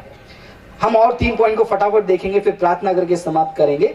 और ये इनकी खूबी, इनका जो और एक पहचान क्या है फॉलोअर्स का, उसी 2 तीमोथी 4 अध्याय 3 वचन में हमने देखा, वो खरा उपदेश को वो क्या नहीं कर पाएंगे, सह नहीं पाएंगे। खरा उपदेश को वो बिल्कुल सह नहीं पाएंगे। ये पॉइंट के बारे में कल मैं थोड़ा डिटेल में बात करूंगा, इसीलिए अब इस पॉइंट को मैं 1 लाइन में छोड़ रहा हूं। 9वां पॉइंट, ये लोग क्या करते हैं पता है? 8वां पॉइंट का वचन पढ़ लेते हैं, यूहन्ना के किताब 6 अध्याय 66। जो फॉलोअर्स होते हैं वो खरी शिक्षा को सह नहीं पाते हैं। जो लोग सो रहे हैं वो जोर से एक बार हालेलुया बोलेंगे। हालेलुया। हाँ, जागते रहो। शैतान गरजने वाले शेर के समान ढूंढ रहा है किसको फाड़ खाए। मुझे पता है आप जागे हो, लेकिन यही मैं बात को कह रहा था पिछले साल। हम फ्लो में चले जाते हैं, हम उस लय में चले जाते हैं। हम यहाँ पर गाना सुनने के लिए नहीं आए, लय में जाने के लिए। यहाँ पर चौकन्ना रहकर एक एक शब्द को, मेरे शब्दों को सुनिए और उसको जांचिए। यस ब्रदर, पढ़िए। इस पर उसके चेलों में से बहुत से उल्टे फिर गए। इसमें से बहुत सारे चेलों में से बहुत सारे उल्टे फिर गए। यीशु मसीह के साथ बहुत सारे लोग आए, यीशु मसीह को फॉलो किया और यीशु मसीह ने उनको शिक्षा दी। और शिक्षा देने के बाद क्या हुआ पता है? वापस पढ़िए। इस पर उसके चेलों में से बहुत से उल्टे फिर गए। बहुत सारे फिर गए। बलबते भैया नहीं आपका नहीं चलता, हमको आगे पढ़िए। और उसके बाद उसके साथ न चले। और उसके बाद नहीं चले। क्यों नहीं चले ब्रदर? तो आप पढ़ लीजिए। वहां पर कहा गया है कि उनको जो है यीशु मसीह की शिक्षा कठिन लगी। तो कठिन शिक्षा को सुनकर वो क्या करने लगे, वहां से हटकर चले गए। और तब जाकर यीशु मसीह ने उनके चेलों को पूछा, क्या तुम भी जाना चाहते हो? तो उनके चेलों ने कहा कि नहीं, अनंत काल का जीवन तो आपके पास है, हम कहां जाएंगे। तो ये चेलों की एक खूबी है जो हम कल देखने वाले हैं। एक पॉइंट है ये। तो ये लोग जो है खरी शिक्षा को सह नहीं पाएंगे। 9वां हम देखेंगे कि ये लोग फॉलोअर बनना चाहते हैं, लेकिन ये रियल में फॉलोअर नहीं है। जल्दी से हम लूका के किताब 9वां अध्याय 57 से लेकर 62 तक पढ़ लेंगे फटाफट। जब वे मार्ग में जा रहे थे तो किसी ने उससे कहा, जहां जहां तू जाएगा मैं तेरे पीछे हो लूंगा। यीशु ने उससे कहा, लोमड़ियों के भट्ट और आकाश के पक्षियों के बसेरे होते हैं। अब यहाँ पर चेलों के बारे में बात नहीं की है, यहाँ पर फॉलोअर्स के बारे में बात की जा रही है। यहाँ पर कुछ लोग जो है यीशु मसीह के पीछे आकर बोलना चाहते हैं, यीशु मसीह मैं आज से मैं तेरे पीछे आना चाहता हूँ। और यीशु मसीह ने उनको देखकर कहा, यीशु ने उससे कहा, लोमड़ियों के भट्ट और आकाश के पक्षियों के बसेरे होते हैं, पर मनुष्य के पुत्र को सिर धरने की भी जगह नहीं। लोमड़ियों के लिए जो है जगह है, आकाश के पक्षियों के लिए जगह है, लेकिन मनुष्य का पुत्र मेरे लिए जगह नहीं है भैया। तुम्हारे हृदय में लोमड़ी जैसे बातें छुपाने के लिए तुम्हारे हृदय में जगह है, तुम्हारी सोच पक्षियों जैसे उड़ने वाली सोच जरूर है, लेकिन यीशु मसीह मेरे लिए तुम्हारे जीवन में जगह नहीं है। उसने दूसरे से कहा मेरे पीछे हो ले। उसने कहा, अब वो बोलता है कि उसको यीशु मसीह के पीछे आना चाहता था। यीशु मसीह ने उसको देखकर कहा चलो मेरे पीछे चलो, फॉलोवर बन जाओ मेरे। उसने कहा हे प्रभु मुझे पहले जाने दे कि अपने पिता को गाड़ दूं। मैं पहला थोड़ा अपना काम थोड़ा सा बचा है, उस काम को क्या कर लेता हूं करके आ जाता हूं। तो चेले में और फॉलोवर में क्या फर्क है? चेला जब यीशु मसीह ने मत्ती को जाके, कल का पॉइंट है थोड़ा आपको हाईलाइट दे देता हूं। यीशु मसीह ने जब मत्ती को पूछा, यीशु मसीह ने मत्ती को बोला कि चलो मेरे पीछे, मत्ती ने क्या किया? यीशु मसीह 1 मिनट मेरे पास चिल्लर जितना उसको गिन कर थोड़ा मैं अपना डब्बे में जमा करके आता हूं, ऐसा बोला क्या? ऐसे उठ के ऐसे चला गया। और यहां पर यीशु मसीह एक को वापस से बोल रहे हैं चलो मेरे पीछे। वो क्या बोल रहा है? क्या बोला उसने? क्या बोला ब्रदर उसने? पहला मैं घर पे जाता हूं, पहले जाने दे कि अपने पिता को गाड़ दूं। पहले जाकर मैं अपने पिता को गाड़ के आता हूं। मतलब मरा हुआ बाप घर पे है और इधर आके प्रचार सुन रहा है। क्या विश्वास है ब्रदर, वाह! ऐसे बहुत सारे लोगों का विश्वास है ब्रदर, बड़ा प्रॉब्लम में भी मैं परमेश्वर के पास आया हूं। आते हैं फॉलोअर्स, कभी कभी चेले जैसे दिखाई देते हैं, वो प्रॉब्लम में भी परमेश्वर के चरणों में आते हैं, लेकिन जब बात आती है पूरी तरह यीशु के पीछे चलने के लिए, उनको अपना घर का काम याद आ जाता है। जरा देखिए, आप में से कोई ऐसा कोई नहीं है जब यीशु मसीह के पास चलने के लिए कुछ याद आ जाता है। इसके बारे में कल और थोड़ा हम डिटेल में देखेंगे। आगे पढ़िए। उसने उससे कहा मरे हुए को अपने मुर्दे गाड़ने दे। मरे हुए को अपना मुर्दा गाड़ने दो भैया, पर तू जाकर परमेश्वर के राज्य की कथा सुना।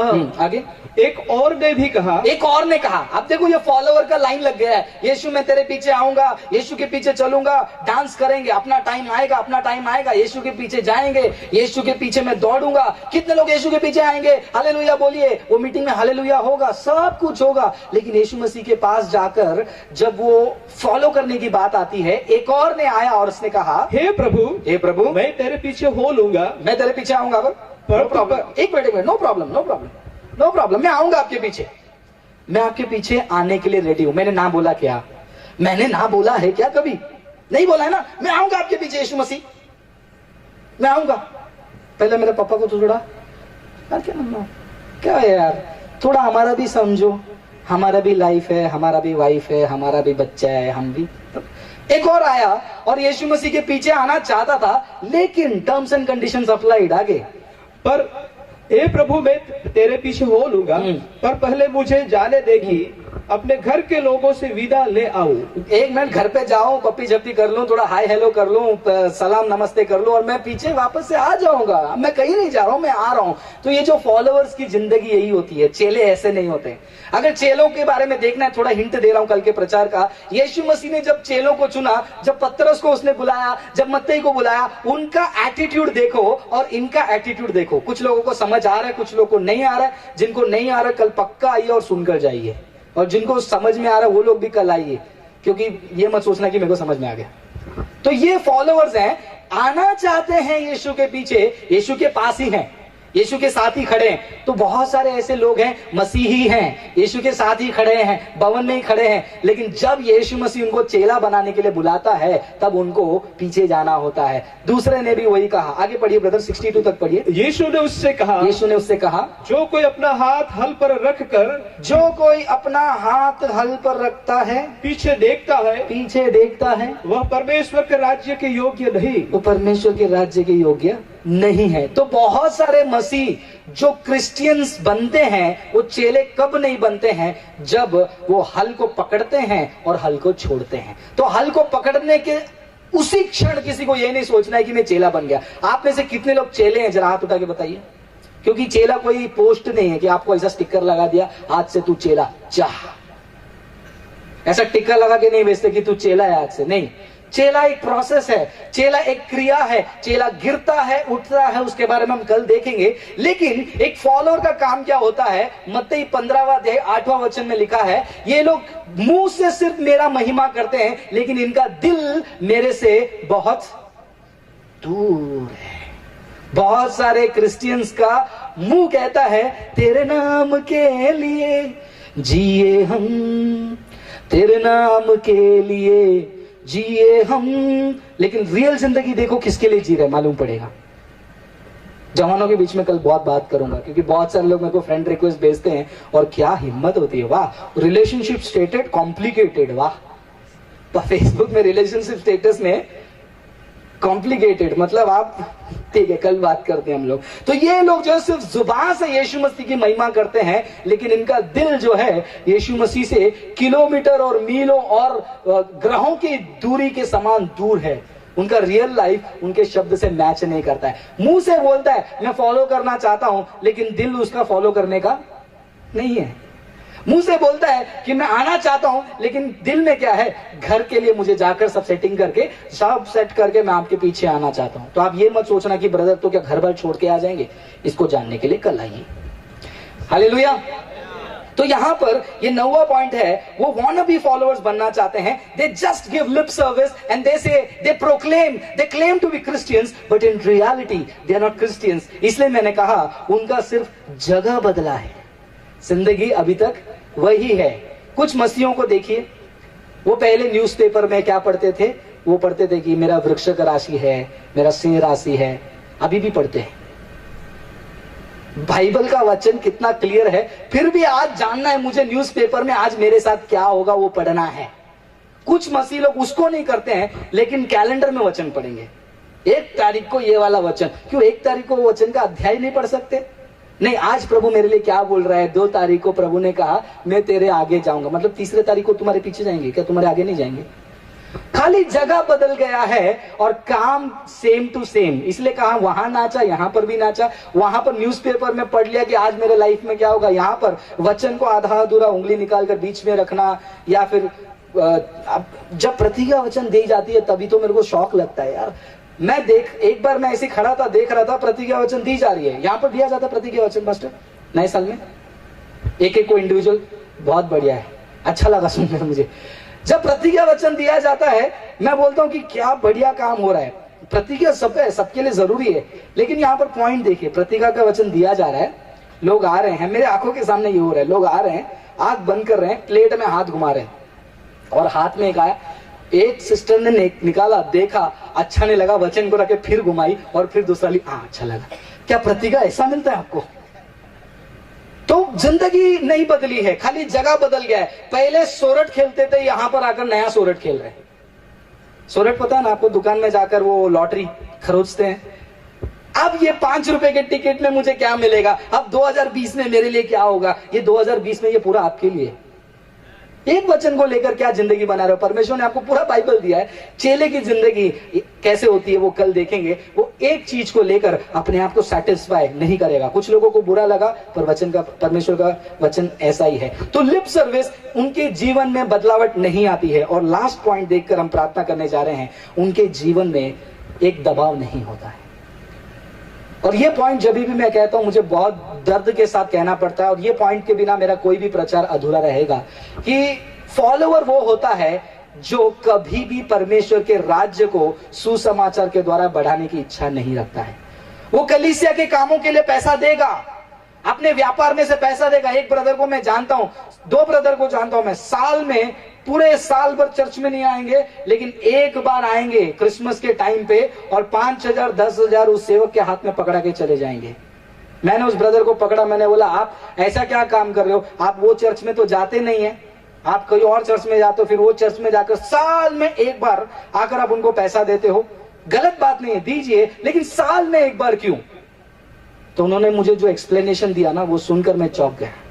उन्होंने कहा कि देखिए ब्रदर, अब हम पहले यहां पर आते थे तो हमारा मेन कलीसिया यही है, अब हम कहीं जा रहे हैं तो प्यार तो नहीं टूटेगा ना। मुझे सुनकर बड़ा मजा आया, अरे वाह क्या प्यार है। तो कैसा है ना, देखिए कभी कभी हमारे दुकान में गणपति के लिए भी मांगने आ देते, उनको भी दे देता हूँ। वहां पर जब मुसलमानों का कोई खिचड़ा बनना होता है वो भी मांगते, उनको भी दे देता हूँ। जब महाशिवरात्रि आती है वो टाइम पे मांगते, वो टाइम पे भी दे देता हूँ। तो अपना ही तो है वो, क्या है, आप यहाँ पर नहीं आते तो क्या हुआ, हम दे देंगे। मतलब इधर थोड़ा ये तेरा ले ले, ये तेरा ले ले, ये। तो ये फॉलोअर्स की जिंदगी क्या होती है ना, वो सब काम करेंगे कलीसिया में, वो स्पीकर उठा के रखेंगे, वो म्यूजिक बजा लेंगे। जो भाई यहाँ पर म्यूजिक बजा रहे हैं, आपके बारे में नहीं बोल रहा हूँ, नहीं तो फिर कल नहीं आएंगे, फिर मुझे बजाना पड़ेगा। यहाँ पर म्यूजिक बजाएंगे, यहाँ पर माइक सेटिंग करेंगे, डेकोरेशन करेंगे, बैनर लगाएंगे, सब कुछ करेंगे, लेकिन बाहर जाकर लोगों को सुसमाचार नहीं बताएंगे। Brother sister, you are just a follower, you are not a disciple. आप कोई भी काम कलीसिया में कर लो, लेकिन आप बाहर जाकर लोगों को यीशु के बारे में नहीं बोलते हो, सुसमाचार नहीं बांट रहे हो, आप फॉलोअर हैं, आप चेले नहीं हैं। आपका हर काम को प्रभु आदर करेगा, लेकिन वो काम परमेश्वर की नजरों में उतना बहुमूल्य नहीं है जितना आप बाहर जाकर लोगों को यीशु मसीह के सुसमाचार को बोलते हैं। यहाँ पर बैठे हुए कितने लोग हैं, क्या 100% लोग कह सकते हैं कि हाँ ब्रदर, मैं जब भी जाता हूं, सड़क पे, काम में, जहां पर भी जाता हूं, मैं लोगों को यीशु मसीह के बारे में बताता हूं। फॉलोअर वो कर नहीं पाता है। क्यों? टाइम नहीं है। हमारा 9 to 6 का जॉब है ब्रदर, कॉलेज जाती हूँ ब्रदर, कॉलेज जाता हूँ ब्रदर, टाइम नहीं मिलता है। इतना पढ़ाई है, इतना मालिक चिल्लाता है, गाड़ी चलाना होता है, किधर मौका मिलता है? मुझे टाइम नहीं मिलता है, मेरे घर पे बच्चों को संभालना होता है। इवेंजलिज्म में वो बिल्कुल नहीं रहेगा। अगर आप अभी तक इवेंजलिज्म में नहीं है, अभी तक आप चेले नहीं बने हैं, क्योंकि 28वां अध्याय 19वां वचन क्या कहता है? तुम जाकर सभी जाति के लोगों को क्या बनाओ? चेला बनाओ। चेला जब खुद वो चेला रहेगा तब जाकर वो चेला बना सकता है। जरा मुझे एक बात बताइए, यीशु मसीह ने ये आज्ञा किसको दी थी? चेलों को दी थी या और खड़े हुए सबको दी थी? चेलों को दी थी। तो ये आज्ञा को वही पूरा कर सकता है जो चेला बनता है। जो चेला नहीं है वो किसी को चेला नहीं बनाएगा, जो फॉलोअर है एक और फॉलोअर बनाएगा। मैं इधर गया था, मुझे फायदा हो गया, तू भी हाँ, वो भी फायदे के लिए आएगा। यीशु मसीह ने कहा, मैं सच सच तुमसे कहता हूं, तुम खाकर तृप्त हुए इसीलिए मेरे पास आए, तुम्हारे मेरे चिन्ह चमत्कार और महान कार्य को देखकर नहीं, क्योंकि फॉलोअर्स होते हैं वो। जरा सोच कर देखिए, आज इस रात के समय में यही बोलकर मैं समाप्त करना चाहता हूं। मेरा पूरा मैसेज का खाली 50% कंप्लीट हुआ है आज के लिए जो निकाला, लेकिन परमेश्वर की आत्मा जैसे चलाई वैसे हम चलेंगे। और कल हम बचे हुए चीजों को देखेंगे कि जाकर चेला बनाओ। तो चेला कैसे बनता है, चेला की पहचान क्या है? तो चेला का पहचान क्या है वो तो कल हम देखेंगे, लेकिन चेला क्या नहीं है वो आज आपने जान लिया। चेला क्या नहीं है? उसकी खुद की इच्छा नहीं होती है, वो परमेश्वर की इच्छा को आगे रखता है। चेला जो है खुद के चाहत को सेटिस्फाई करने वाला प्रचारक को नहीं चुनेगा। चेला क्या नहीं करेगा? चेला वो सारी चीजों पर ज्यादा कान नहीं लगेगा जिसमें मजा आता है, क्योंकि अभी मजा आएगा, फिर बाद में जो है वो परमेश्वर से आपको दूर लेकर जाएगा। चेला वो नहीं करेगा कि कोई मेरे लिए हेड बन जाए, या फिर उसके कहने पर मैं सड़क पर उतरकर आंदोलन करूंगा और चिल्लाऊंगा और लोगों के विरोध जाऊंगा। या फिर अपने लिए सेलिब्रिटी वो नहीं चुनेंगे जो स्टेज पे खड़े होकर कैमरा को देखकर हाय बोले और स्टेज पे खड़े होकर शहरों के नाम को बोल बोलकर बेचे। वैसे लोगों को दूर रखेंगे। और चेले इमोशनल होंगे, लेकिन साथ साथ इमोशन के रैशनल भी होंगे। इमोशनल वो क्या करेगा? क्या बोला उसके ऊपर रिएक्ट करेगा, क्यों बोला उसके ऊपर वो क्या करेगा? रिएक्ट करेगा। लेकिन क्या बोला उसके ऊपर चेला रिएक्ट करेगा। कितने लोगों को समझ में आ रहा है? हालेलुया। कितने लोगों को समझ नहीं आया? आएगा तो भी थोड़ी ना हम बोलने वाले हैं। तो जिसको नहीं समझ में आ रहा है, हो सकता है आपको समझ में नहीं आ रहा है, तो जो लोग समझते हैं आप उनको अच्छे से समझाइए, ये चेले की एक खूबी होती है। वो मेरे से बात नहीं करती, हट मैं नहीं बात करूंगी, उसने लास्ट टाइम मेरे को ऐसा बोला, नहीं बात करूंगा। ये चेले की खूबी नहीं है, ये फॉलोअर ऐसा करते हैं। तो ये जो चेले क्या नहीं होते हैं, वो बेनिफिट के लिए, फायदा के लिए यीशु मसीह के पास नहीं आते हैं। जैसे मैंने पिछले साल कहा, आजादी मिले या ना मिले, छुटकारा मिले या ना मिले, चंगाई मिले या ना मिले, मुझे आग के भट्टी से यीशु बाहर निकाले या नहीं निकाले, वो शेर मेरे सामने गोल गोल घूम रहे, वो मुझे फाड़ खाए या ना खाए, मैं तो यहोवा का धन्यवाद करते रहूंगा। ये एक चेले की जिंदगी है। और सातवां, चेला वो नहीं है जो ऐसे बहकाने वाली शिक्षा, बहकाने वाली चीजों से यहां वहां टहले, यहां वहां गिरे और उछाले जाए। आठवां, चेला वो नहीं है जो खरा शिक्षा को देखकर दूर भागे। कल ये पॉइंट को हम गहराई से देखेंगे। नौवां, चेला वो नहीं है जो मुंह से कुछ कहे और रियल में कुछ हो, जैसे हमने लूका के किताब 9:57-62 में देखा। और चेला वो नहीं है जिसके अंदर सुसमाचार के प्रति दर्द दबाव नहीं है। यहां पर कितने सारे, मैं वापस से याद दिलाना चाहूंगा, अगर आप ये मंडप बांध कर बैठे हैं, यहां पर आप दरी बिछा कर बैठे हैं, ये किसी मिशनरी का खून बहा है। यहां पर किसी मिशनरी का जिंदगी यहां पर बीज के समान बोया गया है। उसको इंसल्ट में मत बदलना।